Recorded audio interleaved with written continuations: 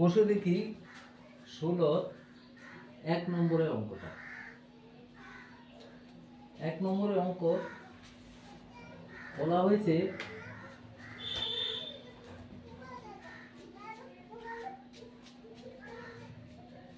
আমি একটি মুখবন্ধ লম্ব বৃত্তাকার শঙ্কু তৈরি করেছি যার ভূমির ব্যাসার্ধ 15 সেন্টিমিটার এবং তির্যক উচ্চতা 24 সেন্টিমিটার। এই শঙ্কুর পার্শ্বতলের ক্ষেত্রফল ও সমগ্রতলের ক্ষেত্রফল হিসাব করে দেখি।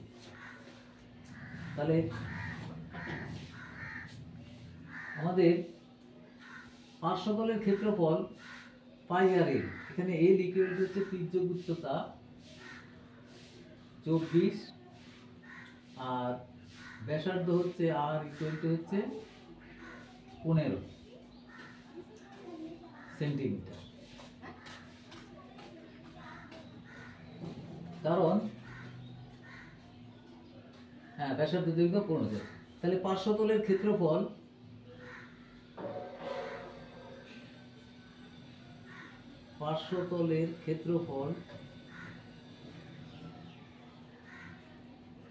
ইকুয়াল টু পাই আর এল মানে 22/7 ইন্টু 15 ইন্টু 24 এত বর্গ সেন্টিমিটার। তাহলে এটা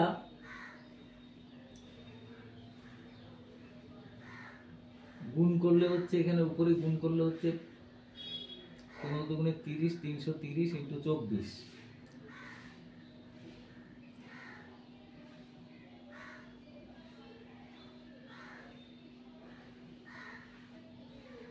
11। গুণটা করলে হবে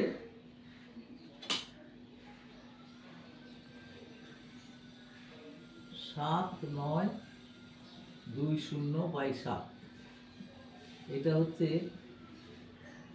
1131.428 সমান, এটা হচ্ছে 1131.43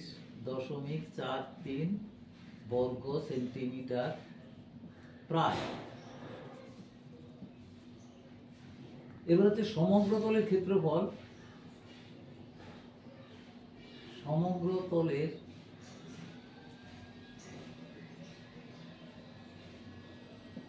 ক্ষেত্রফল হচ্ছে পাই আর স্কয়ার প্লাস পাই আর এল। দেখো আমাদের পাই আর এলটা কিন্তু অলরেডি ক্যালকুলেশন হয়ে গেছে। তাহলে আমাদের এটা হচ্ছে 22/7 ইন্টু 15 স্কয়ার প্লাস এই যে এইটা 1131.43 বর্গ সেন্টিমিটার। তাহলে এইখানে এইটাতে এটা গুণ করলে কত হয়? 22 গুণিত 15 গুণিত 15/7। তাহলে এটা গুণ করলে হবে 22 330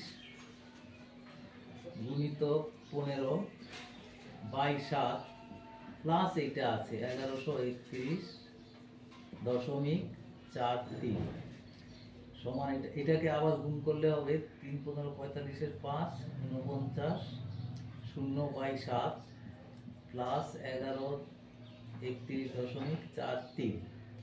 এটাকে ভাগ করলে হচ্ছে 7 7 49 0 আবার 7.14। এটাও প্রায় 1131.43। এটা যোগ করে দাও, যোগ করে দিলে হবে 7 থেকে 8 3 11 সাথে 18